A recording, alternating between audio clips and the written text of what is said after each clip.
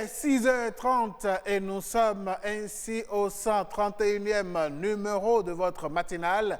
Mesdames et messieurs, bonjour et bienvenue à chacun et à tous. Heureuse d'annoncer bonjour. Bonjour Alain Sochoum, comment vous portez-vous? Super bien, je rends grâce, ça va, tranquille. Alors, on se retrouve encore pour 90 minutes d'informations utiles dans la bonne humeur. Mesdames et messieurs, bonjour, merci d'être là.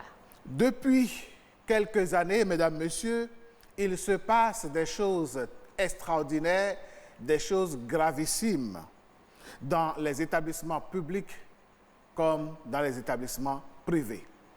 On se rend compte justement que des élèves se donnent à des parties de jambes en l'air, au vu et au su de tout le monde.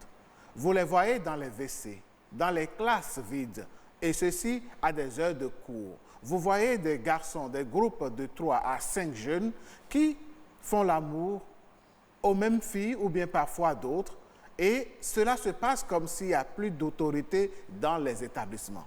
Ce matin, nous allons aborder la question avec nos invités pour essayer de comprendre à quel niveau de responsabilité peut-on situer les uns et les autres.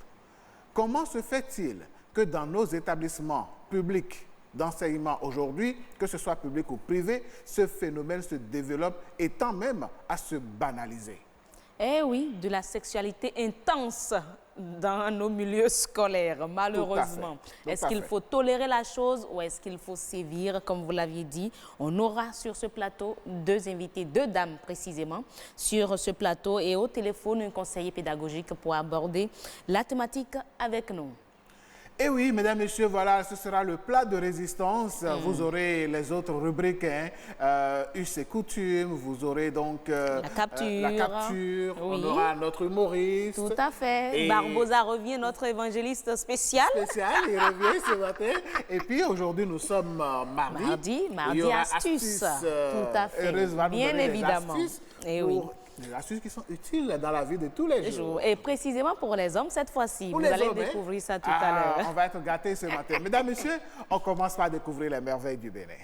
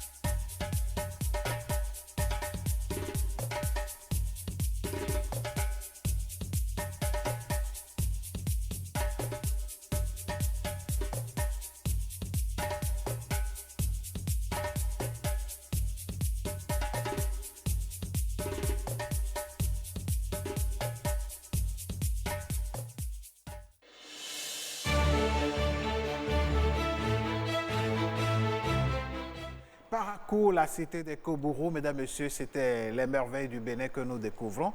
Et heureuse d'annoncer, vous savez, quand moi j'arrive à Parakou, ce qui me frappe tout de suite, c'est la nature de l'air qu'on respire à Parakou. Waouh! Ouais, vous avez fait un tel constat? Oui, moi dès que je Quelle descends. est la différence? L'air est plus frais. C'est vrai que c'est un peu sec, mais il y a pourtant, ils n'ont pas la mer là-bas. Non, pas du tout, mais il y a une sorte de fraîcheur dans l'air de Parakou que vous respirez quand vous restez... Bon, nous, on est à Cotonou tout le temps, donc du coup, quand tu descends...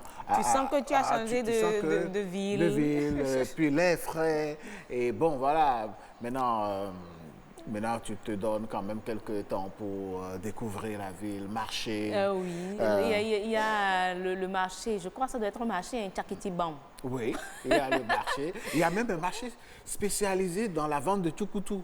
Ah bon? Ah ben Moi, oui. je connais un marché spécialisé dans la vente du chien. Comme à Porto, on est spécialisé dans la vente du porc. De l'autre côté, de l'autre côté, il y a la viande du chien. Ouais, ça se vend. Moi, j'ai vu ça.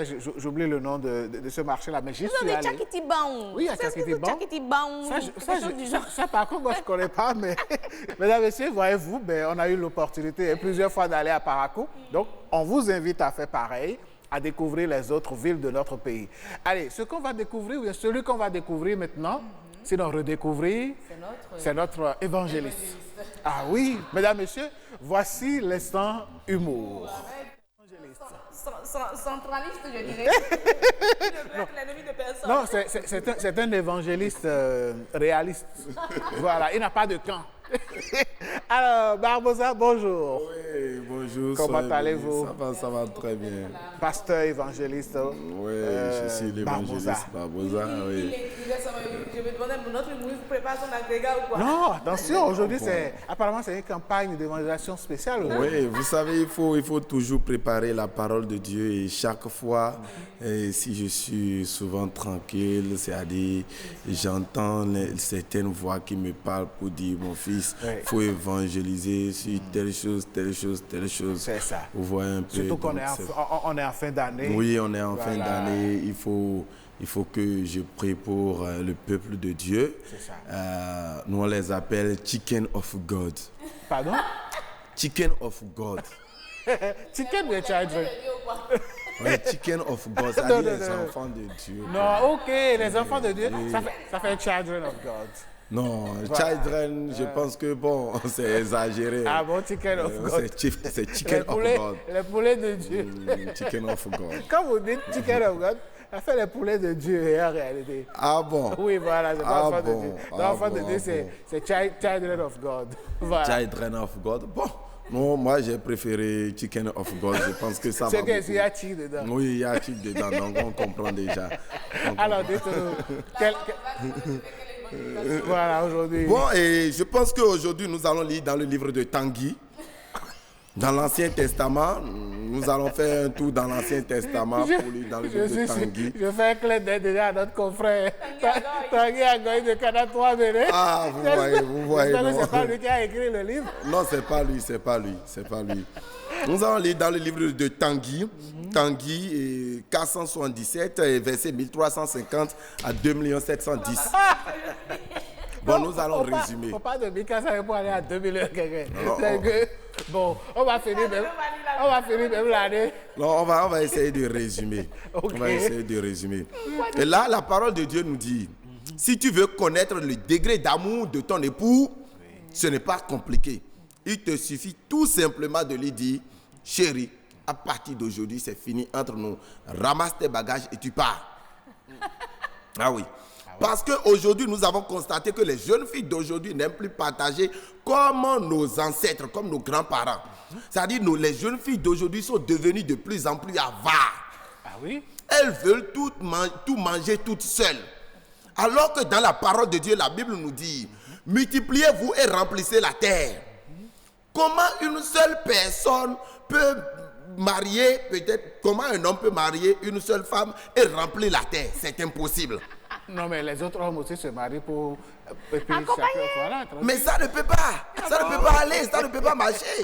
Ah ouais? C'est pourquoi la Bible a dit de partager.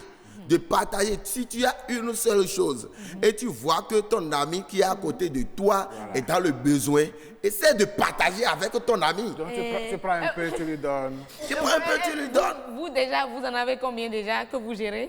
Bon, moi, tout récemment, j'étais en train de dormir quand, et le Seigneur m'a amené et quelque part, il m'a dit, mon fils, regarde toutes ces filles-là. Regarde comment elles sont nombreuses. Hein? Comment vous allez faire? Mais elles sont nombreuses plus que les garçons. Donc, tout ce que vous allez faire, tout ce que toi, tu vas me faire, c'est quoi?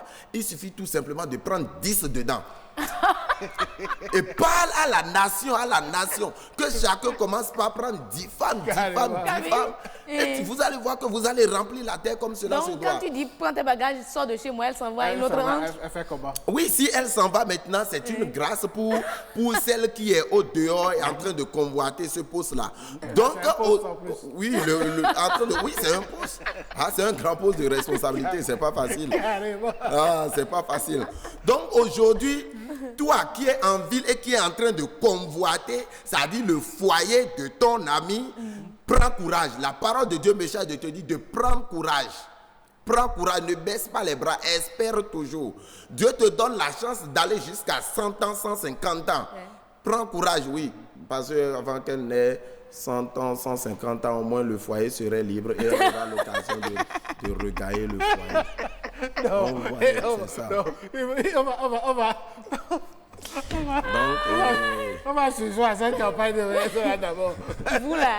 Il va attendre 150 ans pour que le poste se libère. Oui, c'est ça. Et comme ça, elle aura la chance de elle aura la chance. Merci beaucoup. Merci Dabosa.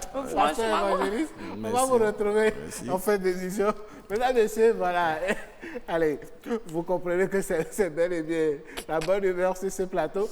On va découvrir maintenant le clip de ce jour après ce jingle.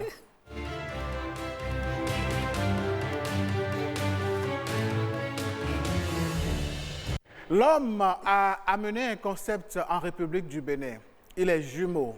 Avec son frère et ses autres frères et amis, ils ont créé le concept Soyoyo.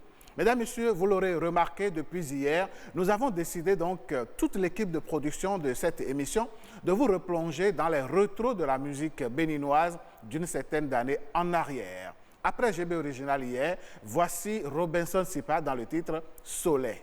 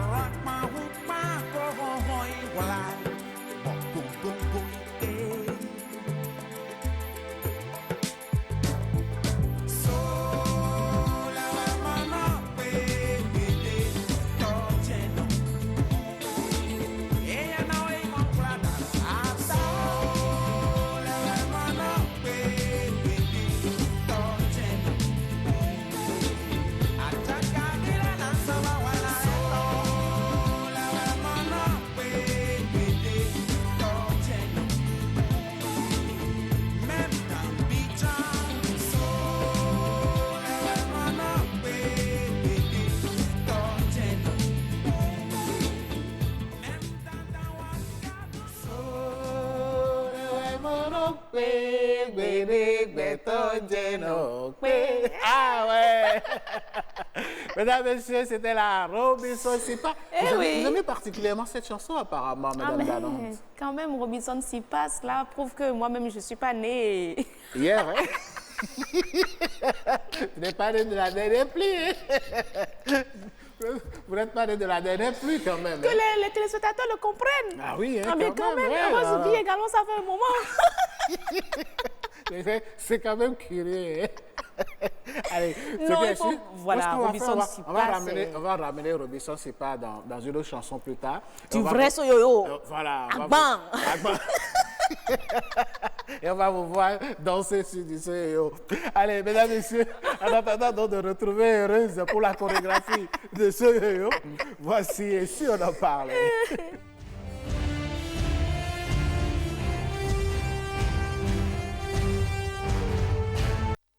Mesdames, Messieurs, si hier on s'inquiétait de ce que le sexe soit devenu chose banale, aujourd'hui le sexe a pris d'assaut nos collèges, nos universités, parfois même dramatiquement nos écoles. Dans le public comme dans le privé, des scandales foisonnent au jour le jour. On découvre des enfants, oui, ce sont bien des enfants, qui s'adonnent à une sexualité intense en milieu scolaire. Dans les classes vides, vous les retrouvez en train de s'envoyer en l'air. Dans les WC parfois. Ce qui se passe et se passe au vu et au su de tout le monde sans réaction nous inquiète. Et aujourd'hui donc, nous avons décidé d'en parler sur ce plateau pour voir est-ce les parents qui ont démissionné? Est-ce les autorités qui ne jouent pas leur rôle? Nous voudrions, mesdames, messieurs, mener le débat sur ce plateau Heureuse d'Arrêt. Effectivement, et pour mener le débat, nous avons Léontine Adjovi, elle est enseignante. Merci d'être là. Bonjour. Bonjour, madame. Et à vos côtés, nous avons Anita Bossoupé, parente d'élèves. Merci également à vous d'être là. Tout au long du débat, nous aurons de l'autre côté au téléphone un conseiller pédagogique. Il répond au nom de Joseph Barra. Voilà. Joseph Barra va nous donner son point de vue. Ce sera dans quelques minutes. Alors, madame, vous qui êtes enseignante, madame Léontine Adjovi, dites-nous, à votre avis, comment le sexe est-il rentré dans les collèges? C'est une question pertinente que vous me posez. Et je salue à nouveau les téléspectateurs. Et vraiment, c'est compliqué. Je ne saurais le dire, mais on a fait le constat avec la génération montante. Je parle de génération montante parce qu'en montant, au moment où moi j'étais élève, le sexe n'était pas si exposé au collège. En notre temps aussi, hein? Pourquoi pas? Vraiment? Oui, en notre temps aussi. Le professeur ne peut pas vous voir deux bizarrement dans la cour. Tu n'oses même pas. Non. Mais au fil des ans, la chose a pris une telle ampleur que nous-mêmes, qui sommes acteurs du système, nous en sommes vraiment inquiétés, pour ne pas dire scandalisés. Alors, mais face à ce constat, quand la chose a commencé petitement, quelle a été votre réaction en tant qu'acteur ou actrice du monde de l'éducation?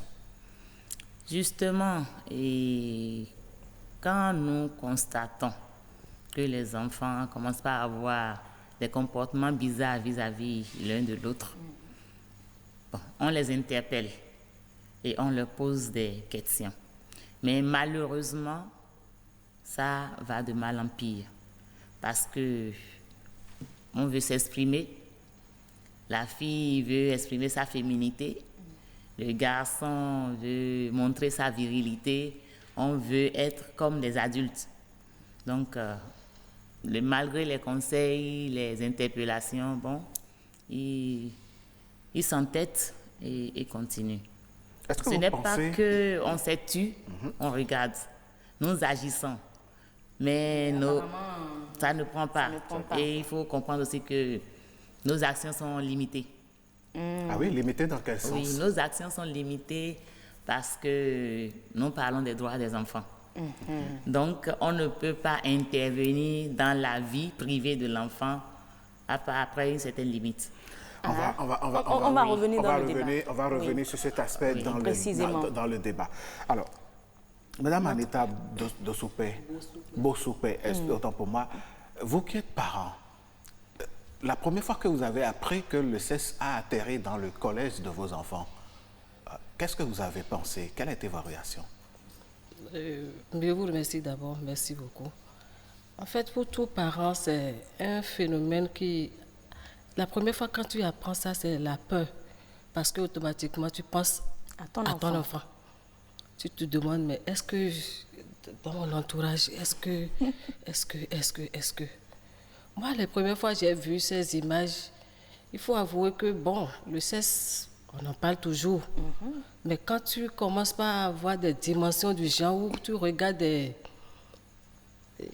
films, où la fille, tu la vois assumer même le geste. C'est-à-dire, on voit l'image, on voit des gestes, on voit, mais quand la fille finit, elle fait même face aux caméras. Elle regarde, c'est-à-dire, elle assume. Donc là, c'est plus à son insu. C'est ça, qu'est-ce qui peut m'arriver? Là, on est déboussolés, franchement.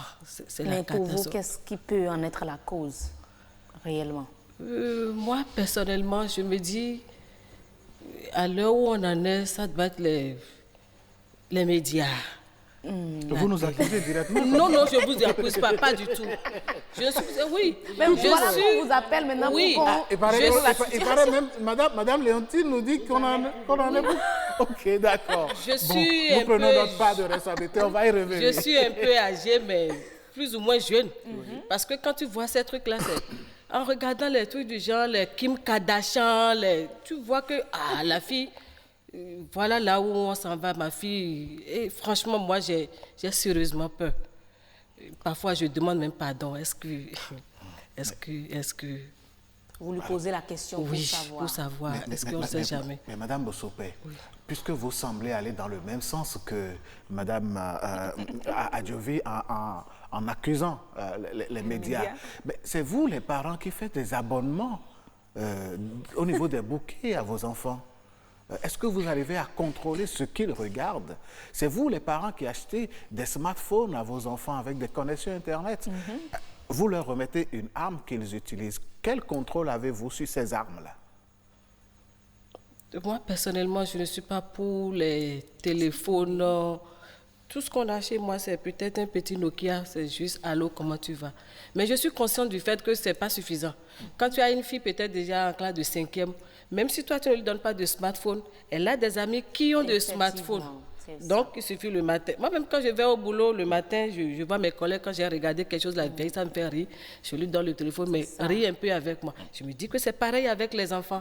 Quand elle découvre quelque chose, elle va montrer à sa copine. Donc, parfois, on est débordé, on est dépassé par le phénomène.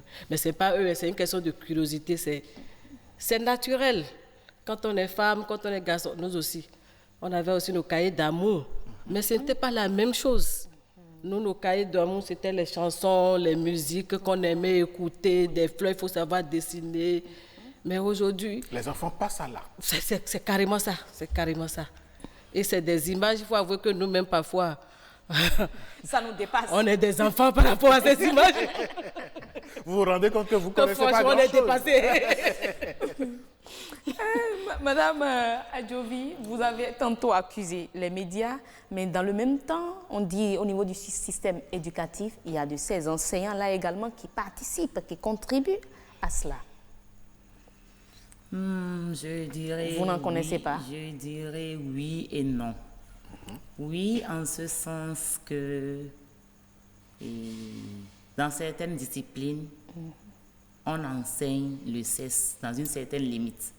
Lorsque nous allons en SVT, par exemple, à partir d'un certain niveau, la sexualité intervient, le cycle et reproducteur, les appareils génitaux et tout ça là, ça s'enseigne. Mais à partir en cinquième? À partir d'une classe donnée. Moi, je me rappelle que c'est la troisième. Plutôt. Voilà. Oui, c'est en troisième. C'est en troisième que la reproduction commence. Donc, le professeur de SVT qui enseigne la reproduction va aborder certains sujets que nous appelons souvent sujets tabous à la maison. Le professeur va aborder ces sujets-là avec les enfants. Donc, ça dépend de la manière dont le professeur a expliqué. Et nos enfants, étant curieux, sont toujours tentés d'essayer. Parce que, bon, c'est normal, à partir d'un certain âge, le besoin se fait sentir, la sexualité. Mais si, entre-temps, il avait reçu les bons conseils des bonnes personnes, des personnes indiquées, ça limite, ça constitue, disons, un garde-fou. Mais s'il n'y a pas ce côté-là, l'enfant voulant essayer, voulant tenter ou voulant mettre en pratique ce dont le professeur a parlé, peut se laisser aller. Donc les causes sont multiples. Justement, on reste sur les causes. Vous avez dit que les médias participent à la dépravation des mœurs. Appelons les choses comme ça. Oui, oui. Dans quelle mesure, en quoi faisant concrètement? Votre constat est basé sur quoi? Merci beaucoup. Je viens de parler de l'enseignement de la reproduction. L'élève entend, il veut essayer. Lorsque l'élève regarde la télévision, certains films et voit certaines images, il ne sait pas d'où c'est venu, il ne sait pas comment les autres sont partis, sur quelle base ils sont partis. Mais dès que lui l'a vu, ce qu'il a vu, il veut essayer. Il veut essayer pour s'affirmer. Il veut essayer pour découvrir. Vous comprenez? Oui. Aujourd'hui, on a parlé tantôt de smartphone, on a parlé d'Internet. Il y a beaucoup de choses sur Internet. Donc, l'enfant qui a son smartphone et fouille et découvre, il veut connaître davantage. Il veut connaître davantage. Et les images qu'il voit, ces images restent figées dans sa tête. Et puis, ça commence. Donc, il veut mettre en pratique. Donc, c'est en cela que j'ai dit que les médias contribuent beaucoup à ces... Mais dans le même temps, il faut dire qu'il y a de ces enseignants-là qui ont des intermédiaires, comme des élèves intermédiaires pour avoir accès à leurs camarades filles. Aux enfants filles. Est-ce que ça, ce n'est pas également le maître qui montre le chemin à l'élève, ou bien l'enseignant qui montre le chemin à l'élève? Là, on entre un peu dans le côté du harcèlement sexuel, parce que quand ça se passe entre le professeur et l'élève, on parle de harcèlement, puisque le professeur a un certain pouvoir sur son élève fille. Cela se combat dans les établissements. L'exemple que moi je donne, c'est celui-ci, l'élève qui joue l'intermédiaire entre son professeur et sa camarade. Cet élève ne serait-il pas tenté? Ça implique déjà les deux sexes d'élèves. C'est-à-dire que le garçon sert d'intermédiaire entre le professeur et sa camarade de fille. Le garçon voudra de l'initiative, justement. Avec une autre, l'initiative du professeur. Si le professeur même fait ça, c'est que la chose est tolérée. Ah oui, ça fait partie des causes. Puisque le professeur envoie l'élève vers la fille, l'élève garçon peut se dire, moi aussi je peux essayer avec quelqu'un d'autre. Donc c'est ça qui fait que la chose prend de l'ampleur et grandit. Donc les responsabilités sont, comment dirais-je, les responsabilités sont partagées. Chacun a sa part de responsabilité, partant de la maison. Parce que le parent qui ne discute pas sexe avec son enfant, qui fait du sexe un sujet tabou. Or, à partir d'un certain âge, l'enfant a besoin de comprendre. Si le parent ne lui donne pas l'explication, la bonne explication à la maison, il écoute les camarades, il discute avec les camarades, il regarde la télévision, il va sur Internet. Donc, il cherchera à se donner lui-même les réponses qui, malheureusement, ne sont pas toujours les bonnes. Les bonnes. D'accord. Madame Boussoupé, à la maison, comment ça se passe? Le sexe, il est toujours tabou chez vous? La télé, quand les enfants regardent, c'est des scènes érotiques et autres. Comment ça se passe? En fait, le problème de sexe, que vous le veillez ou non, même dans votre chambre, il viendra vous trouver. Comment? C'est-à-dire, vous ne parlez pas de sexe, mais de gré ou de force, le sexe viendra dans la maison. De quelle manière? C'est naturel. Vous voyez que j'ai ma petite fille, elle a... Dans quelques jours, elle aura 4 ans. On était là, elle rencontrait, ah, zizi, zizi, zizi, zizi. C'est quoi cette histoire de zizi? Elle a entendu ça où? Oui, je dis, mais qui t'a dit ça? Qui t'a parlé de zizi? Elle dit, c'est maîtresse. Pourquoi? Vous avez fait quoi? Que Jo voulait faire pipi et maîtresse lui a dit de bien tenir son zizi. C'est vrai qu'il y a zizi dedans. Et puis c'était un besoin naturel. Et voilà, l'enfant de 4 ans a capté. Et de tout ce qu'on a dit, elle a retenu zizi. Exactement. Donc, c'est une petite fille. Elle n'a pas retenu pipi. Non, elle n'a jamais entendu le mot zizi. Donc, c'est pourquoi je dis que tu le veilles ou non, c'est un sujet qui viendra te rencontrer, même sous ton lit. donc c'est naturel. Mais là où le bas blesse, selon moi, un peu, il y a des émissions qu'on n'arrive pas à contrôler. Il y a une chaîne surtout qui me... Quand tu prends iTélé, par exemple, quand on montre les filles, c'est-à-dire on veut nous démontrer leur gloire par rapport au sexe. C'est-à-dire que tout est parti... Donc il y a des programmes qui Exactement. Tout est parti du sexe. Que la vie de telle personne a commencé du jour où elle a rencontré telle personne, où ils ont... d'autres ont enregistré leurs ébats à leur insu. Ça a été montré que c'est depuis ce jour. Les télés l'ont contacté et on a commencé par parler de sa vie. Voilà. Dans d'un buzz, elle est devenue célèbre. Oui. Quand tu prends les filles comme les Nabila, les trucs comme ça. La petite fille qui va à l'école, qui a déjà de tous, déjà à 15 ans, 16 ans, on a envie d'être jolie, d'être coquette. Tu es une petite fille bien coquette. Mais voilà, on te dit que l'autre, c'est pas le sexe qu'elle est arrivée. La petite fille, si tu n'es pas encadrée à la maison, qui ne veut pas rouler dans des carrosseries, dans des grosses voitures, si on peut passer par là, les filles donc le problème, c'est toujours déjà à la maison, l'éducation donnée à la maison. Exactement. Mais il faut avouer que ça nous déborde aussi.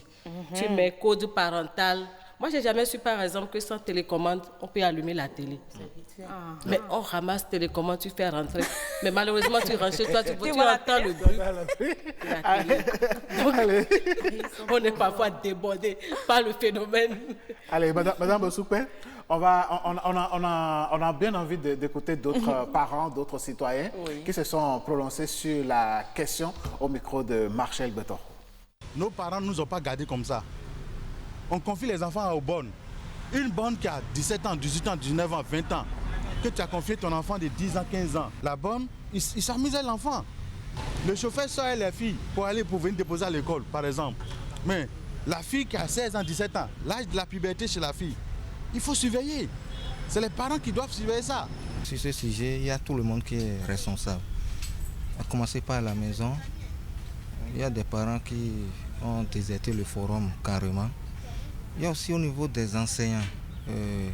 Vu leur jeune âge, ça donne aussi assez jeu, surtout avec des petites qui ont presque le même âge qu'eux. Ou bien il y a aussi la paresse au niveau des petites et des enfants.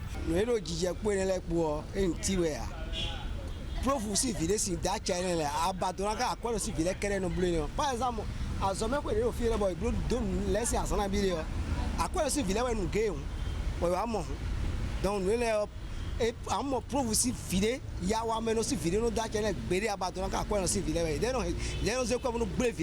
d'abord, c'est les parents. C'est les premiers responsables. Les enfants, ils ont toujours envie d'avoir autant de liberté qu'on leur donne. C'est aux parents de savoir réduire les libertés. Il faut surtout pas faire l'erreur de penser que nos enfants doivent être éduqués comme dans on est dans un contexte occidental. Ça, c'est une erreur très grave. On n'est pas en Europe, on n'est pas en Asie, on n'est pas en Amérique. On est en Afrique. Et ça ne change pas. Ça n'a pas changé hier, ça ne va pas changer demain. Donc, on doit éduquer les enfants tout au moins de la manière dont on nous a éduqués, nous autres. L'éducation, c'est sur 3 volets. Il y a ce que nous faisons à la maison, ce qui se fait dans la ville et ce qui se fait à l'école. Nous, en notre temps, le professeur même de loin voit ce qui se passe à la dernière place. Mais aujourd'hui, le professeur aussi, il vient pour faire ses 2 heures, courir, aller dans d'autres collèges. Donc, il ne se préoccupe pas plus de l'éducation. Il se préoccupe plus de l'argent qu'il vient chercher que de l'éducation. C'est la société.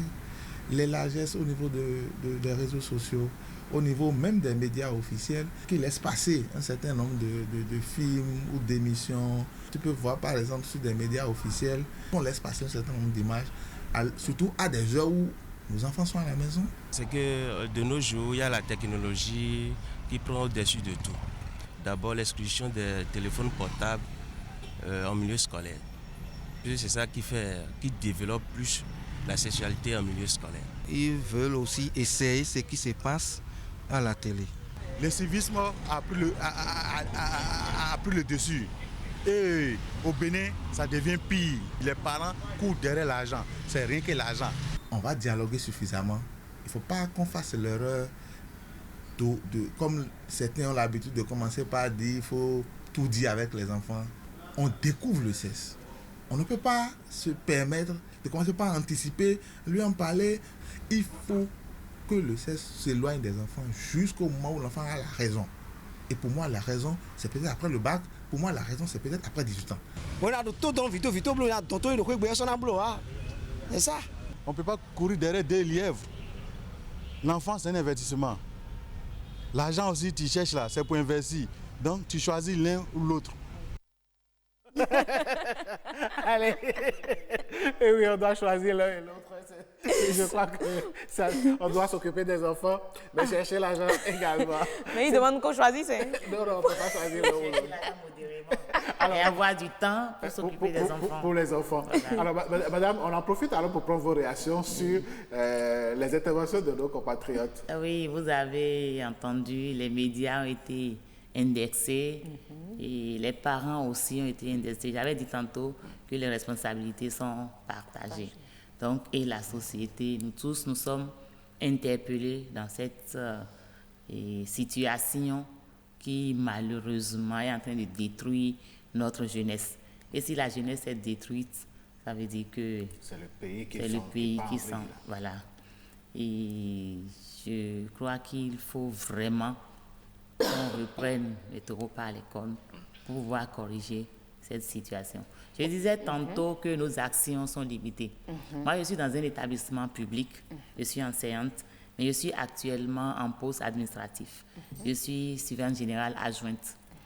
Et il nous arrive de surprendre des enfants. Je ne parle pas des adultes. Les adultes, eux, ils savent comment. Les jeunes, les grands élèves, ils savent comment le faire. Mais les tout petits de la 6e, on vient te voir, madame, il a touché mes fesses, il a touché mes seins, de ces cas-là, avec les petits-enfants. Les situations comme ça, si vous êtes parent et que votre enfant vient vous dire des choses comme ça, je vous pose la question, je me permets de vous poser la question. Qu'est-ce que vous allez faire? Non, ici, c'est nous qui posons les questions. Ok, d'accord. Ne continuez pas. D'accord. Je vous dis, selon la manière dont nous avions été éduqués, lorsque on vient se plaindre de telle situation, la première des choses, d'abord, on donne une correction à l'enfant. Et après, on lui donne une correction pour lui montrer que, des choses comme ça, là, c'est pas de ton âge. Et après, on lui explique. Mais aujourd'hui, tu n'as pas le droit de toucher à un enfant à l'école. On dit que le châtiment corporel est interdit. À 19h, quand le professeur finit son cours, il prend son sac et s'en va. Il y a des élèves qui sont à la traîne, qui continuent de recopier ce qui est au tableau. Il y en a qui éteignent la lumière. Et lorsqu'ils éteignent la lumière, les garçons commencent par coller les filles contre le mur. Quand même. Pendant des situations comme ça, il faut chicoter pour les délivrer de ces démons. Mais on nous dit qu'on ne peut pas le faire. Donc, si on ne les délivre pas, le démon va gagner du terrain et puis... Et le démon gagne vraiment le terrain. Ça gagne du terrain, voilà. Je pense que vous avez raison sur ce plan-là. Même la Bible dit que la folie est attachée au cœur de l'enfant et que c'est la chicotte qui l'en délivre. Maintenant, le problème... Allez, le pasteur. Non, pas du tout. Maintenant, moi, je m'en vais vous poser une question. Moi, j'ai fait une remarque. Je ne citerai pas de nom, mais parmi les autorités qui brandissent les arrêtés, parmi les autorités qui soutiennent qu'il faut éviter, qu'il faut carrément mettre de côté les corrections, les châtiments corporels, ces autorités, certaines ont des écoles, dans ces écoles, il y a le châtiment corporel qui est présent. Pourquoi alors interdire une chose officiellement alors que dans ton propre établissement, ça se fait? C'est le pays, nous sommes dans le pays, nous exécutons. Nous sommes au Bénin. Vous exécutez. Oui. Il faudrait qu'on mène le débat, tout simplement. Mais moi, je veux quand même savoir, après 19h, l'enfant qui est à l'école en train de recopier les cours, les enseignants sont déjà rentrés. L'enseignant, il a son cours fini à 19h. Donc, normalement, il doit s'organiser pour donner le temps de prise de notes aux élèves. Mais pour la plupart du temps, les professeurs font le cours jusqu'à la fin de l'heure. Et c'est après, c'est quand il a fini, que les élèves prennent notes. Il y a des élèves et les enfants sont laissés à eux-mêmes. Il y en a qui sont là Et même si on donne le temps de prise de notes, ils ne finissent pas avant le départ du professeur. Mais pourquoi ne pas voir la chose autrement? Les établissements qui ont le portail fermé, mais ils vident les classes. Oui, justement, c'est ce que nous faisons. Les surveillants généraux sont là et c'est nous qui faisons le tour pour sortir les enfants. Parce que si on ne fait pas le tour, vous imaginez, à 19h, là, ils ne sont pas pressés de partir. Parce qu'ils attendent de faire pendant la les journée, quand le portail est fermé, là, ils viennent te déranger. Ah, on veut sortir, le portail est fermé. Mais à 19h, c'est à coup de bâton qu'on les chasse de la maison, sinon ils ne sortent pas. Alors. Donc, nous faisons ce travail-là. Et c'est en faisant le tour qu'on constate ces cas-là où les élèves sont dans la classe, il y a jeu de lumière. On éteint, on rallume, et puis... On a le parent sur ce plateau. Madame, dites-nous... D'abord, qu'est-ce que vous pensez de ce que les Béninois ont dit pour commencer? Oui, par rapport au reportage, je vois que, en fait, le point de la sexualité, c'est un problème qui incombe à tout le monde. D'abord, les dirigeants, ils ont leur rôle à jouer. Et quand je prends par exemple les magistrats, ils ont leur rôle à jouer. Ceux qui légifèrent, chacun de nous a son rôle à jouer. Vous avez parlé en temps des professeurs. Avant d'être professeurs, ils sont aussi parents d'élèves. Des actes qu'ils n'oseront jamais, qu'ils ne vont jamais accepter, qu'on pratique sur leurs filles, mais ils se mettent à l'aise pour venir faire ça sur les enfants d'autrui.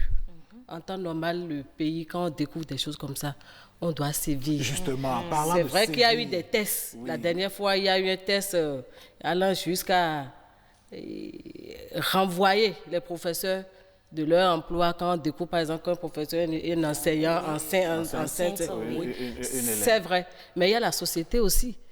On a vu des situations où le professeur a enceinté la fille et le professeur est allé voir la fille pour négocier avec les parents. Je vais la prendre en mariage et si je perds mon emploi, qu'est-ce qu'elle va manger avec votre petit-fils? Et au lieu d'aller dénoncer le fait, ça se gère. Donc c'est un problème d'abord culturel, c'est socio-économique, chacun de nous doit jouer son rôle. Quand vous disiez que les professeurs, par exemple, les patrons qui légifèrent, qui disent qu'il faut forcément prendre des tests, qu'il ne faut pas frapper les gens, comme vous le savez, moi j'ai fait école nouvelle. À un moment donné, il y a l'autre école qui est venue où c'est l'argent. Il y a même un quartier qui porte le nom de tout un programme à Porte-Nouveau. C'est de l'argent. Mais vous les écoutez derrière ces gens-là, ils disent que ce n'est pas bon, leur éducation là, ce n'est pas bien. Mais ce n'est pas bien, mais pourquoi vous ne dites pas ça devant caméra? Donc c'est pour dire qu'il y a un peu de tout. Dans le même temps, celui qui dit qu'il ne faut pas frapper les enfants, c'est eux qui vont mettre leurs enfants dans les écoles. Je ne vais pas faire la publicité à ces écoles-là. Des écoles où tu vas mettre ton enfant, on te dit que ici, là, on frappe. Et toi-même, tu dis, je veux qu'on frappe. C'est pourquoi je l'ai amené ici. Tu les confies l'enfant. Faites votre job.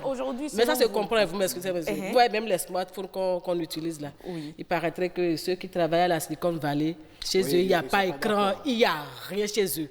Pourtant, c'est eux, tous les jours, ils écrivent des programmes. Dites-nous, Madame Soufflet, comment peut-on sévir? Dans quelle proportion? De quelle manière on doit punir pour que ce phénomène, à défaut de disparaître, puisse freiner légèrement? Moi, mon avis personnel, c'est personnel. Un enfant, pour moi, jusqu'à l'âge de 16 ans, c'est toujours un enfant. Il est toujours façonnable. Fille comme garçon, toujours façonnable. Donc, je pense que c'est surtout nous, les adultes, qui devons les aider. Les adultes, c'est nous, les parents, les enseignants, les voisins, tout le monde. Quand tu as déjà un certain âge donné, tu es amené à éduquer un enfant.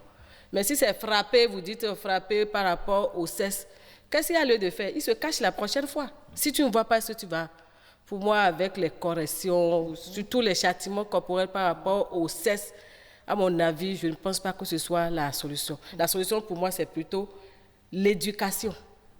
L'éducation. L'éducation, ça incombe à nous, les parents. Et quand on parle de l'éducation sexuelle, ce n'est pas forcément aller montrer un film porno à un enfant pour lui dire que tu le dis que sexuellement. Non, il faut lui apprendre à connaître son corps. Et quand l'enfant commence par développer il paraît qu'il y a des hormones à partir des âges donnés, ça, comme si on vous met ça danse dans le corps. Il faut comprendre que voilà, le truc là est venu dans ma maison, et savoir lui parler. Voilà ton corps, voilà comment c'est composé, voilà telle partie, voilà ci, voilà ça. Si tu t'adonnes à ça, ta vie future va impacter. Si tu fais ci, ainsi de suite, ainsi de suite. Il y a les maladies sexuellement transmissibles, et il y a Même les gestes... Madame Bossoukou, on ne vous arrête pas. Au téléphone, nous retrouvons Monsieur Joseph Bara Adegbola. Monsieur Joseph Bara, bonjour. Bonjour, monsieur le journaliste. Bonjour, le plateau. Alors, dites-nous, vous êtes conseiller pédagogique. Êtes-vous au courant que le sexe a envahi les collèges? Merci, monsieur le journaliste. Je ne peux pas ne pas être informé parce que nous sommes au cœur du système. Et nous sommes dans le système depuis plus de 20 ans. Et ce que nous voyons aujourd'hui fait peur.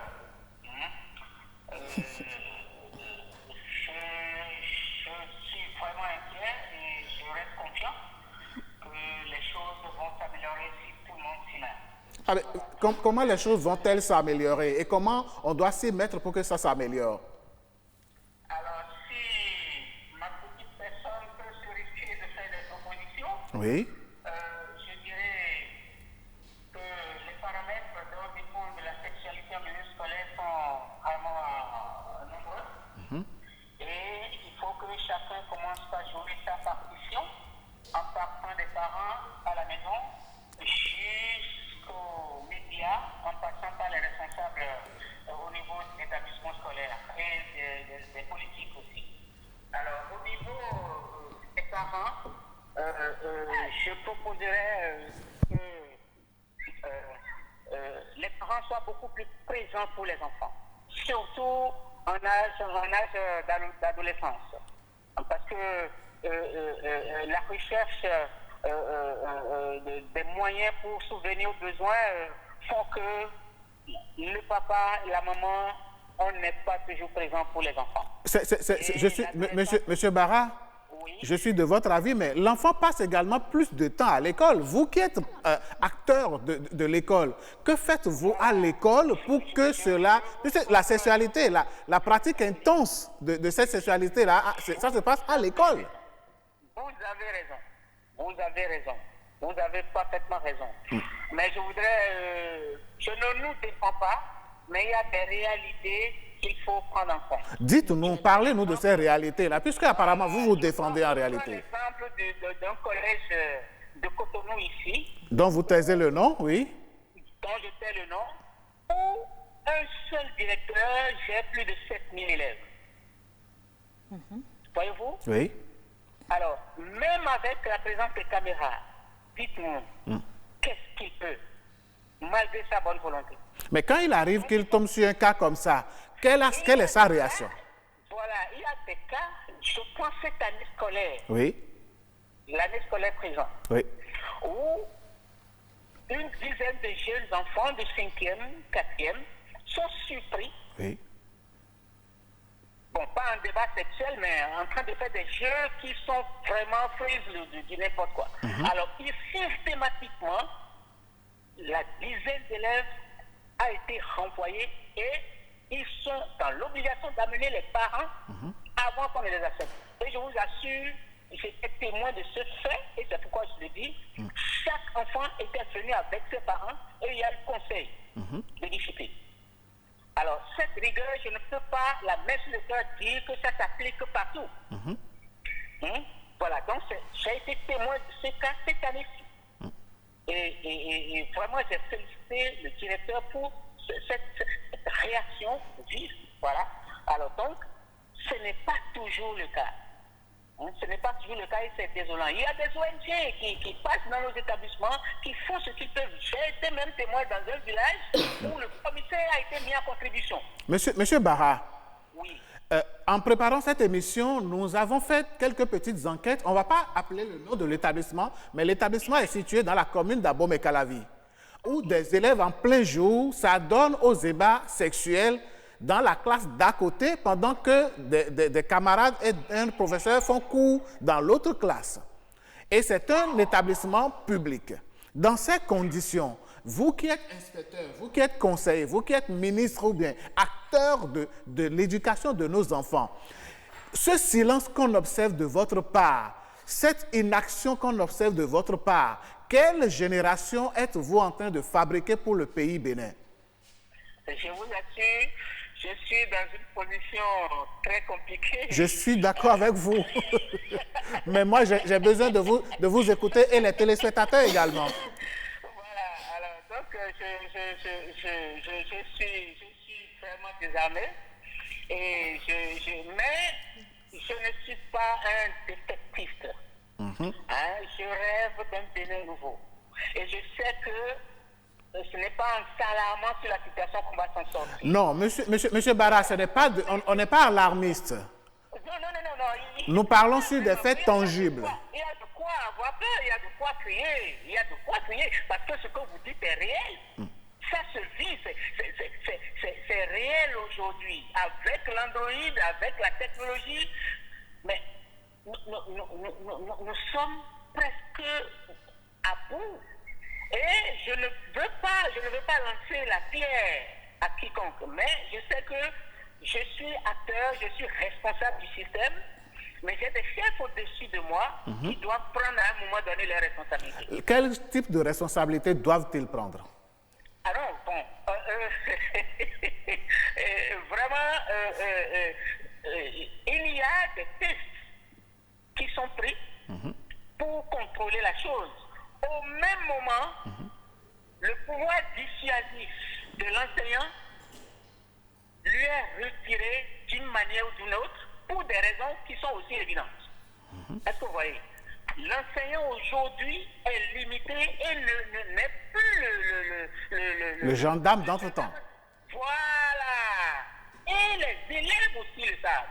Je vous assure, il y a les membres de l'administration d'un collège public qui ont été convoqués au commissariat parce qu'un surveillant a osé menacer, sinon violenter un élève. Donc, il n'y a plus la peur du gendarme aujourd'hui. Quand l'élève sait que l'enseignant peut se retrouver au commissariat parce qu'on lui a fait des reproches. Exactement, vous voyez. Donc, c'est pour ça que je dis, il faudrait que nos chefs, nos patrons prennent leurs responsabilités et que chacun joue sa partition. Voilà, c'est ce que je dis pour ne pas aller trop loin. J'espère que vous me comprenez. Bon. Le problème est très profond et on va vers une situation qui risque de nous échapper tous. Monsieur Barra, je ne suis pas seul sur ce plateau. J'ai ma collègue Heureuse Danodé qui voudrait vous poser une question. Merci, je vous écoute. On aimerait quand même savoir, monsieur le conseiller pédagogique, hier, on appelait l'enseignant l'éducateur. Est-ce qu'aujourd'hui, on peut toujours considérer l'enseignant en tant que cet être limité que vous dites aujourd'hui comme éducateur, où il est juste là pour donner des cours aux enfants et il rentre chez lui? Je vais vous servir une réponse mitigée. Aujourd'hui, dans le système éducatif béninois, nous avons encore des éducateurs. Mais de plus en plus, nous recevons dans le système des personnes qui ne sont pas qualifiées pour être là, pour des raisons diverses. Je ne sais pas si vous comprenez. Parce que n'est enseignant pas celui qui veut. On est formé pour être enseignant. Et aujourd'hui, les écoles de formation ne tournent plus comme il faut. Beaucoup de jeunes expriment, veulent être formés, mais ils sont perdus. Rien ne marche plus comme il faut.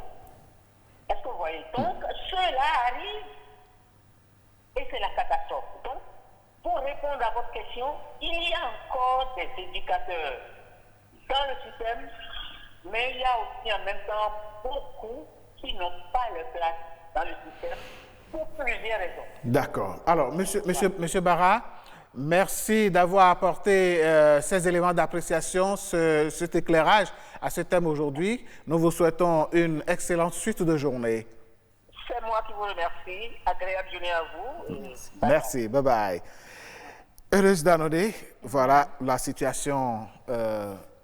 Les enseignants sont limités et ne souhaitent pas prendre de décision. Limité, c'est peu dire, les enseignants sont désarmés, pour reprendre les termes de M. Barra. C'est comme si les enseignants sont impuissants face à la situation. Ils le sont. Mais malheureusement, je ne vous attaque pas, je ne vous accuse pas, mais il y a de ces établissements-là, malgré ces tests qui existent, Il y a ces établissements-là, non, pas pour le châtiment corporel, mais qui ont pris d'autres dispositions, qui ont trouvé d'autres solutions. Il y a dans certains privés des caméras qui sont posées dans des salles de classe pour voir ce qui se passe. Parce que c'est vrai, vous êtes surveillante générale, vous ne pouvez pas voir les 1000 ou 3000 élèves, vous ne pouvez pas tout contrôler. Est-ce que déjà, voilà, est-ce que vous ne pouvez pas prendre déjà en votre sein des dispositions? C'est comme si vous dites, bon, l'État a pris des décisions, bon, on reste là, on va voir ce que ça va donner. Vous avez dit des privés qui ont des caméras dans les salles. C'est une solution parmi tant d'autres. Une solution. Dans le public, d'abord, on n'a pas suffisamment de salles. Et ce qu'on appelle salle de classe, il faut venir voir le Bénin profond dans les établissements de Cotonou.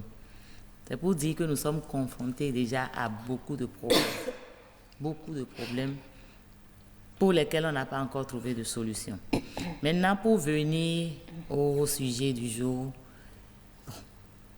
il est possible, on peut toujours trouver des solutions. Lesquelles, par exemple? Et nous le faisons déjà, moi personnellement, en tant que parent d'élèves et enseignante, je le fais déjà. Il faut sensibiliser les élèves. La parole de Dieu dit, mon peuple périt faute de connaissance. Il faut que les élèves, les enfants aient des connaissances par rapport à leur corps, comme l'a dit madame tout à l'heure. Donc il faudra les sensibiliser.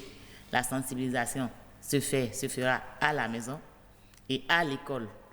Le conseiller pédagogique l'a dit, il faut que les enseignants redeviennent des éducateurs. Il y en a qui sont éducateurs, mais la plupart des enseignants que nous avons aujourd'hui ne sont pas des éducateurs parce qu'ils ne sont pas formés pour être enseignants. Donc, je souhaiterais que nos enseignants redeviennent éducateurs, qui ne viennent pas seulement donner la connaissance des livres aux élèves, mais qu'ils prennent ne serait-ce que quelques minutes de leur temps de cours pour leur donner l'éducation qu'il faut, surtout l'éducation sexuelle. Pas de la mauvaise manière, pas de manière à les exciter à aller essayer, mais pour qu'ils comprennent qu'il y a certains comportements qu'on ne doit pas, qui ne sont pas permis à un certain âge. Et je crois que progressivement, si la société nous aide, ça pourra aller. En attendant que nos autorités prennent véritablement leurs responsabilités. Autorités qui, justement, se retrouvent désarmées, désemparées, impuissantes, si on s'en tient à ce que nous venons d'entendre de la part du conseiller pédagogique. Dans ce cas, Madame Bossoupé, en tant que parent, qu'est-ce qu'il faut faire comme solution? Oui, je disais tantôt que je ne suis même pas pour les punitions qu'on frappe les enfants à cause du sexe, parce que l'enfant ne s'est pas enlevé du jour au lendemain à commencer par pratiquer le sexe. On est parti de quelque part. Donc, l'autorité qui se dit désarmée aujourd'hui, moi je suis d'accord avec lui, mais qu'il fasse d'abord son job d'éducateur. C'est-à-dire, avant d'être enseignant, désarmé, il est d'abord parent d'enfants. Comment il éduque les enfants? Comment il les aborde par rapport à la sexualité? C'est ça le plus important, parce qu'on a vu des parents qui... Vous avez vu le phénomène de Clara? On l'a frappé devant caméra dans ce pays. Mais qu'est-ce que ça a changé? Rien. Ça n'a rien changé. Donc, avant d'être professeur, ils sont des parents d'enfants. Ils n'ont qu'à éduquer les enfants, leur parler. Quand tu vois un enfant qui a des comportements bizarres, toi, je voudrais te voir après les cours, et tu l'abordes, tu lui dis, mais tu as fait ci, tu as fait ça, tu as fait ça. Non, on ne peut pas faire ça dans une société. Tu ne peux pas faire ça. Et tes parents, qu'est-ce qu'ils en disent? Est-ce qu'ils savent? Est-ce qu'ils sont au courant? Ainsi de suite. Donc, on peut être désarmé, pourtant faire son job. D'accord. Oui. Allez, heureuse d'annoncer, nous avons nos amis internautes qui sont intervenus dans cette émission par les messages. On va aller quelques-uns. Le premier dit ceci: problème réel de société avec l'ouverture sur le monde via Internet. Autant l'Internet est bon, autant il est mauvais, car ça dépend de l'utilisation qu'on en fait. Il donne accès aux choses bonnes et vertueuses et il conduit aussi aisément dans le décor à la destruction. Les autorités à tous les niveaux, foyers, quartiers, arrondissements, communes, ministères, parlements et gouvernements, sont toutes interpellées si nous tenons à léguer à la génération future un monde aussi bon ou meilleur que ce que les générations passées nous ont laissé. Alors, un autre message. D'accord, j'aurais compris. Allez, un autre message. Il n'est plus un secret pour personne d'entendre que le sexe est devenu la chose la mieux partagée et l'apanage des jeunes aujourd'hui. Ces jeunes, en majorité, constituent les écoliers, élèves et étudiants ou apprentis. Ceux-ci viennent de la maison pour les lieux d'instruction et de professionnalisation. Cela sous-entend que le travail de qualité en matière d'éducation, de pratique de bonnes mœurs doit être fait depuis les cellules familiales poursuivies dans les centres éducatifs, instructifs et renforcés par l'État. Horrible constat, nombre de parents n'arrivent plus à canaliser leurs enfants sous quelque prétexte que ce soit préoccupations professionnelles, pitance journalière et autres courses à la montre, etc. Ils en oublient ou négligent leur devoir, l'essentiel qui se limite au superflu. Les bonnes règles, mœurs, d'éducation morale et civique qui doivent prendre corps à la maison ont viré de chemin. Les centres éducatifs ne cadrent plus avec les objectifs tout simplement. Allez, mesdames, messieurs, nous avons eu beaucoup de messages, mais le temps est parti carrément. On va faire un dernier tour de table. On va certainement finir sur ce message. D'accord. Allez, mesdames, messieurs, merci Madame Bosoukpe d'avoir participé à cette émission. Merci Madame Adjovi d'avoir porté... Pas de mots de fait. Oui, ça... non, le sujet est très intéressant. Certes. Moi, je voudrais insister sur l'enseignement de la parole de Dieu. D'accord, allez. La crainte de Dieu, pas forcément on va certainement revenir sur le sujet. Mesdames, messieurs, on marque une pause et on vous revient. Bienvenue au Bénin.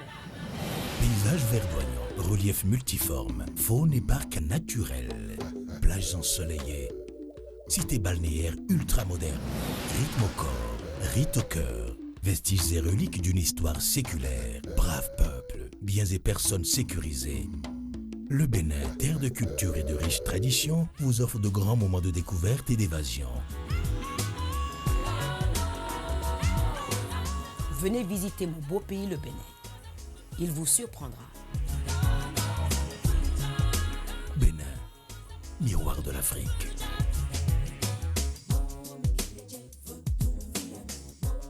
Retour sur ce plateau matinal, mesdames, messieurs. Oh, qu'est-ce que le débat a été chaud. Je suis sûr que cela continue. À la maison. À la maison, hein. Allez, ce qui est sûr, mesdames, messieurs, nous embranchons vers nos us et coutumes.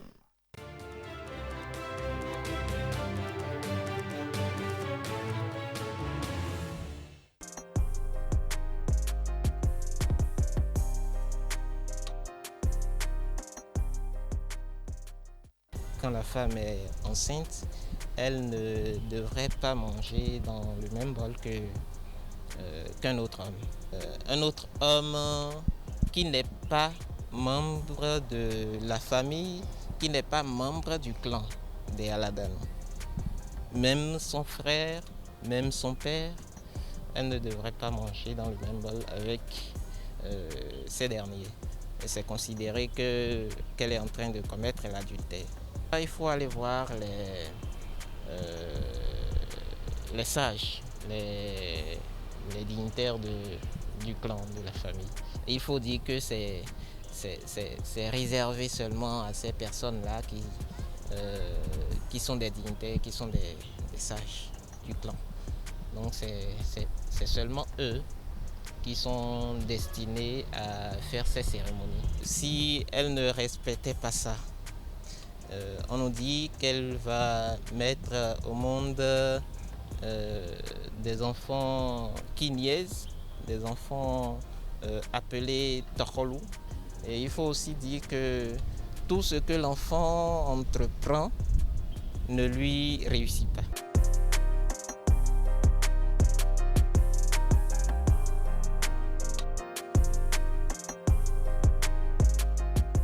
On considère que le lac est une divinité.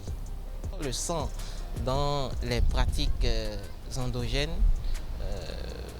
c'est quelque chose de sacré. D'accord ? C'est quelque chose de sacré qu'il ne faudrait pas utiliser tout le temps. dans ma langue, on dit Yedoussou. Yedoussou na Yahweh. Yedoussou na Yahweh ni les tolomelo. Donc ça veut dire que on a enfreint au principe, d'accord, du fétiche.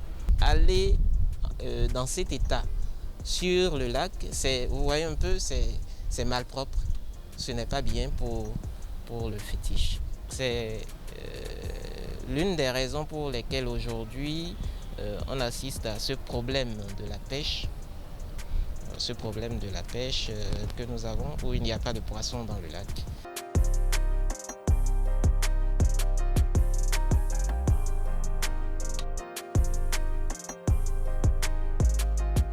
La femme qui est nourrice doit faire attention à ce que son enfant qu'elle porte au dos ne tombe pas en public, au risque de perdre l'enfant décède. C'est le minimum que la femme à ISO doit maîtriser. Si aujourd'hui les femmes ne savent pas ces choses pécuniaires, ces choses essentielles qui sont quand même importantes pour le foyer, c'est la faute aux mères que nous avons aujourd'hui qui ne taillent pas plus d'importance à la formation, à l'éducation de leurs enfants-filles.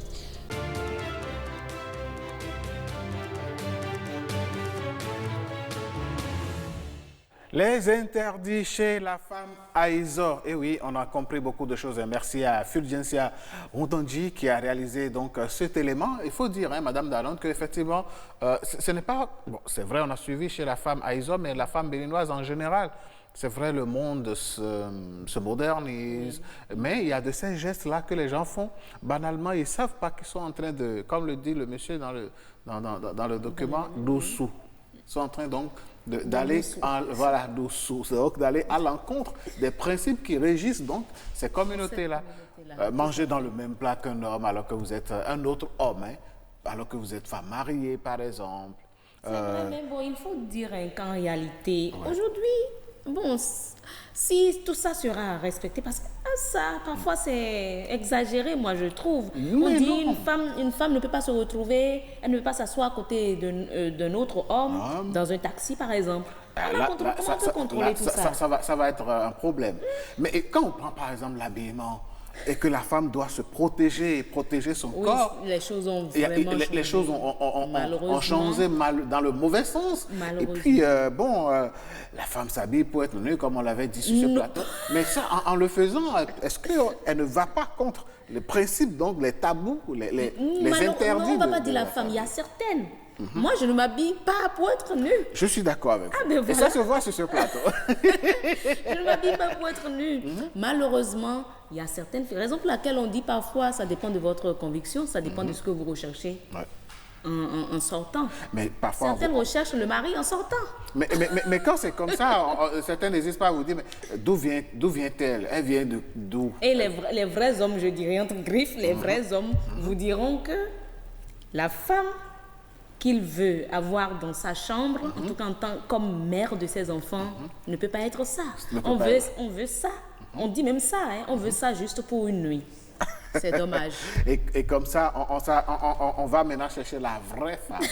Pour mettre dans sa maison, dans son foyer, pour faire sa vie avec. Allez, en tout cas, ce qui est sûr, nos us et nos coutumes, nos traditions continuent donc de porter certaines valeurs qu'on doit encourager.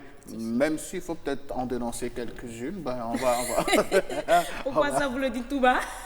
Non, je ne l'ai pas dit tout bas. La première que vous avez entendue. Allez, mesdames, messieurs, on passe maintenant au prénom africain.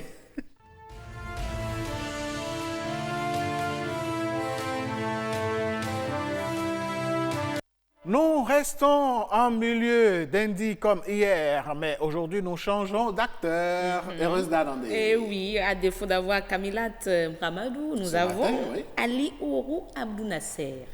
Abdou Nasser, bonjour.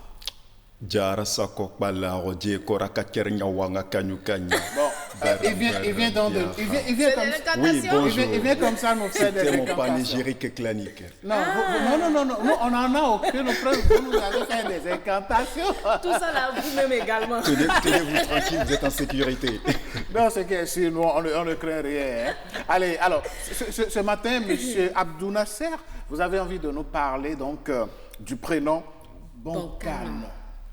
Bien sûr, Boncanon, c'est un prénom qui se donne à l'enfant de sexe mâle ou féminin dans l'ère culturelle d'Indi. Oui. Oui, mais quelle circonstance fait qu'on doit donner ce nom? Si c'est juste, on peut le donner à une femme ou on peut le donner à un homme, ben voilà pourquoi. Alors, pourquoi Boncanon spécifiquement? Déjà que circonstance finit par sens, donc c'est le sens de ce nom-là qui détermine l'enfant à qui on l'attribue, pas le sexe de l'enfant, mais la circonstance dans laquelle on l'attribue, ce qu'on entend lui présager pour l'avenir. Ok, et donc, à celui-ci, on présage quoi? Et donc, Boncanon, c'est la contraction de Bongo. Canon. Bongo. Bongo. Bongo. Bongo. Bon, yes. Je vais comprendre le dindien, on est ici le bon. Alors vous allez transformer l'émission en séance d'alphabétisation. Alors, bongo, c'est la tête. Ok. Canon, c'est l'adjectif délicieux, savoureux. Alors, dans le sens littéraire, c'est ce que cela donnerait. Maintenant, pour passer au sens littéral, bongo prendrait là le sens de l'aventure, le périple que traverse l'enfant tout au long de sa vie, donc je dirais destinée. Et donc, c'est pour lui présager une destinée heureuse. Et Boncanon veut simplement dire le chanceux, la chanceuse. Le chanceux, oui, la chanceuse, ou le porteur de chance, la porteuse de chance. C'est-à-dire une personne qui est bien née. Bien née, exact. Tout simplement. Bien. Mais quand dans sa vie de tous les jours, qu'est-ce qui pourrait donc caractériser cet enfant-là? Est-ce que le bonheur suit réellement? Alors, nous avons coutume de dire que le nom qu'on attribue à un enfant détermine sa ligne de vie. Que si on est habitué à dire à un enfant depuis qu'il est petit, toi là, tu vas aller en prison. Petit bandit, ça le suit parce que psychologiquement, l'enfant, dans son subconscient, il se prépare inconsciemment à recevoir cela. Donc, si on appelle l'enfant généralement porteur de chance, toi partout où tu vas, tu portes la chance, et la chance c'est toi-même. C'est évident que s'il est assez psychologiquement costaud et si le destin l'accompagne, cela se terminera très bien. Et oui, de toutes les façons, Boncanon qui nous écoute ce matin, il doit être heureux. Hein, franchement, moi je souhaite Boncanon à tout le monde.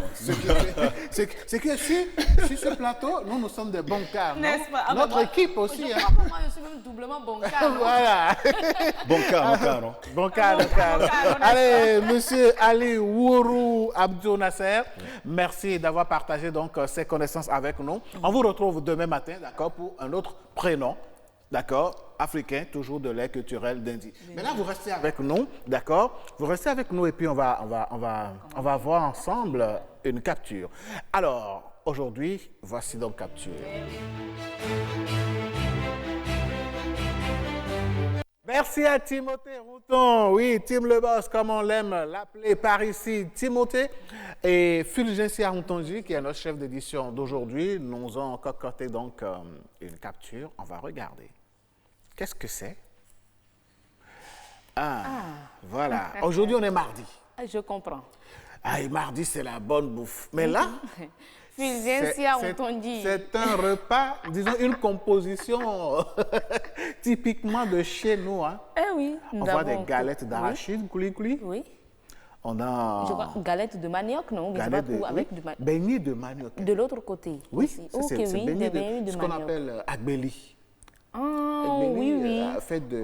C'est avec du manioc. Oui, on voit ça souvent dans la vallée de l'Ouémé, je pense. Dans la vallée de l'Ouémé, dans le Mono. Dans le Mono également. Koufo. Oui. Même à Ganvier, quand vous y allez, vous en trouvez. Oui. Et puis, on a du coco. Hein. Oui. Ouais, c'est du coco, là.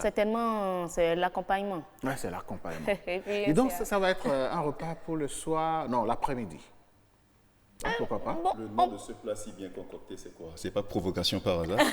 Ouais, ça allait d'être provocation. Parce que là, si on descend, il faut qu'on ait un truc chaud, là. Et puis, tel que c'est présenté, c'est que, bon, on va se laver les mains et puis on gère. Vous avez vu la posture de Heureuse, c'est que là, elle est phasée. Je veux bien voir, en fait. Bon. Ouais, galette, coulis.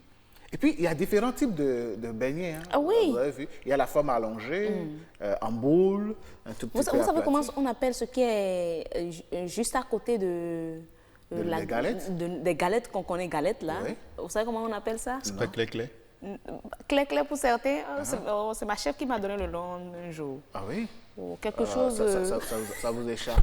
En milieu ménant, quand on arrive à comer, on appelle ça bolou claco. Bolou claco. Voilà, bolou claco. Non, terrible, hein? Bon, ben, ça pourrait venir. Allez. Rami, ouais, ah oui? Oh non, pardon. On est tôt le matin, là, et puis c'est un bon repas. Parce que ça ressemble, en fait.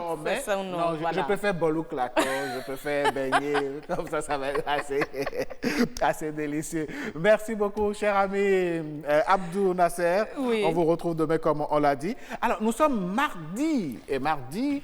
Astuce.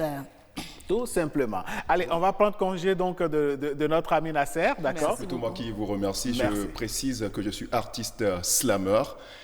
Et vous avez une voix qui porte... Langue d'Indi et Yom. On va vous retrouver dans cette dimension-là un autre jour. Allez, merci beaucoup. Merci bien.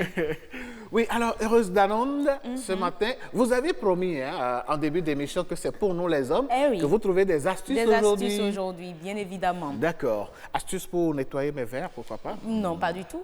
Pour vos chaussures, certaines. Ah, d'accord, j'ai pas de chance pour mes verres ce matin, c'est pas grave. Eh oui, c'est précisément pour les chaussures. D'accord. Comment faire briller vos chaussures sans les cirer? Ah bon, sans les cirer? Oui, avec du cirage. C'est vrai qu'on aime que ça soit brillant, hein? Il y a certaines localités, même du Bénin, il faut que ça soit toujours brillant. Je pense à Amel de Soukago. Sa chaussure, c'est toujours checké. Voilà un gros sapeur de la maison.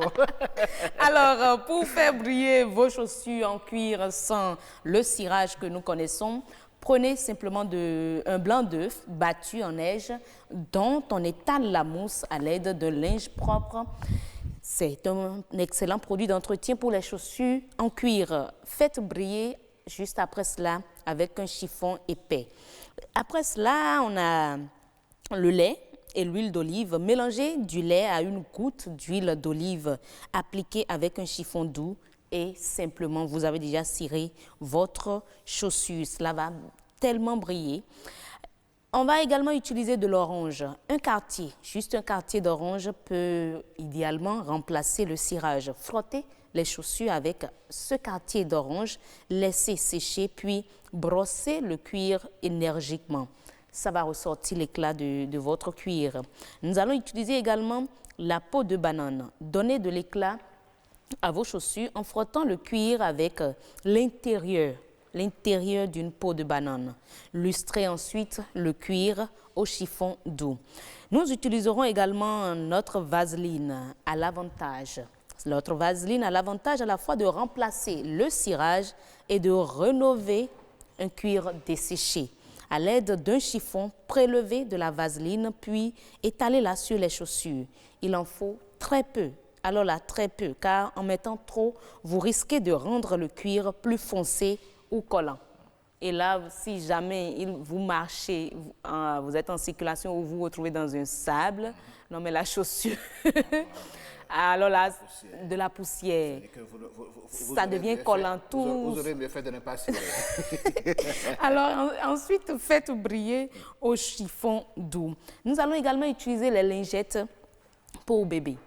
Pour faire briller nos chaussures, les chaussures des hommes précisément, en utilisant des lingettes de bébé lustrées, ensuite au chiffon doux. Juste les lingettes, vous prenez pour nettoyer la chaussure, et puis vous lustrez avec du chiffon et ça passe. Nous allons également utiliser la crème hydratante. Le lait hydratant pour le corps, ce que vous utilisez, ce que j'utilise, la crème du jour, de nuit pour les mains, pour les pieds, la crème de change de bébé. Toutes ces crèmes peuvent également remplacer le cirage. Faites briller le cuir avec un chiffon doux. Eh oui, chers amis, Vous n'avez plus aucune raison maintenant de sortir avec vos chaussures toutes poussiéreuses et non cirées. Et je crois même qu'avec cette astuce, les choses mineurs ne trouvons plus à faire en tant que tel. Pour les cirages. Ça c'est clair. Parce que c'est très facile. Voilà, surtout pour peau de banane, il y en a plein, partout vous achetez. Et puis bon, vous essayez. Ça ne coûte rien d'essayer. L'orange également, tout simplement, de frotter, et puis ça passe. Tranquille. Allez, merci beaucoup, Madame Danonde. C'est un plaisir de vous servir, Monsieur. Allez, on va recevoir à présent notre évangéliste. Pour son deuxième passage, notre évangéliste. Ah, il dit je suis là. L'évangéliste, on va vous poser votre micro, voilà, comme ça. Merci beaucoup. Il nous faut vraiment ça. Il faut ça. Pour évangéliser. Pour évangéliser, c'est ça. Alors. Bon, je vous remercie à nouveau parce que j'étais même très intéressé par le thème de ce matin, c'est-à-dire en ce qui concerne la sexualité dans les écoles. Et je pense que cela ne date pas de maintenant. Cela ne date pas de maintenant. Déjà, il faut qu'on fasse au moins juste un rétro pour voir ce qui s'est passé dans le passé sur Adam et Ève. Ça a commencé par Adam et Ève, oui. Ah bon, qu'est-ce qu'ils viennent chercher dedans dans cette affaire d'école? Ah, mais vous avez parlé de la sexualité. D'abord, la Bible a dit qu'en premier lieu, nous allons lire dans le livre de Rogatien. Dans le livre de Rogatien, Rogatien a mentionné... On aura dans le livre de Roc aussi. On a quitté le livre de Tanguy pour se retrouver dans le livre de Rogatien. C'est sûr que le livre de Roc n'est pas loin. Oui, il n'est pas loin. Bon, peut-être. Bon, ça dépend de l'orientation que Dieu a donnée. N'est-ce pas? Mais pour l'instant, c'est le livre de Rogatien. C'est le livre de Rogatien. Quand on regarde dans le livre de Rogatien, Rogatien est en train de dire que lorsque Dieu avait créé Adam premièrement, et vous allez voir que lorsque Adam est né, il n'y avait pas ce problème-là. Adam était seul, il n'y a aucun problème. Il n'y a aucun problème. C'est lorsque Adam et Ève est venu que tout le problème a commencé. Ah bon? Ah oui. Comment ça? Et puisque quand Ève est venue, qu'est-ce que Dieu a dit? Dieu a dit, Adam, voilà que tu es un garçon. J'ai mis Ève à côté de toi. Et sur Ève, il y a un fruit défendu qu'il ne faut pas toucher. Ah, ça c'est sûr que c'est dans le livre de Rogatien vraiment. Oui. Sur Ève, il y a un fruit défendu, il ne faut pas toucher à ce fruit. Mais vous voyez, puisque l'homme est curieux, Adam est en train de tout faire pour toucher à ce fruit. Bon, mais parfois, Ève même faisait le jeu. Mais puisque Dieu a dit... Vous étiez là. Ah, mais c'est Rogatien qui est en train de dire ça. Donc, c'est Rogatien qui a rapporté ça. Oui, c'est Rogatien qui a rapporté ça. Et Rogatien nous faisait comprendre que en ce temps-là, que Adam, lui, il écoutait la parole de Dieu. C'est-à-dire, il est attentif à la parole de Dieu, si bien qu'il ne voulait rien faire. Mais Ève a tout fait pour dire, vas-y, viens toucher. Moi-même, je ne sais pas ce que Dieu a mis là. Alors, toi-même, viens toucher. Non, ce qui est sûr, c'est pas une parole qui est dans la Bible quand même. Hein. C'est dans le livre de Rogatien. Oui. Il a précisé. Parce que quand moi j'ai fait les études, il s'agit de quel fruit? Sur la femme. Et on a dit que c'est un fruit défendu qu'il ne faut pas toucher. Oui, et vous allez voir que depuis que le jour où Adam a touché à ce fruit, c'est fini. Il y a problème. Ah bon? Dieu a dit, mais ça ne va pas chez toi. Mais vous ne nous avez pas dit le fruit jusque-là. Oui, le fruit est sur la femme. Vous allez voir qu'une femme est divisée en 3 parties. Ah oui? Oui. Qu'est-ce que c'est parti là? Il y a de la tête jusqu'au tronc, du tronc jusqu'au milieu. Si on vient au niveau du tronc, il y a un milieu, là on laisse le milieu.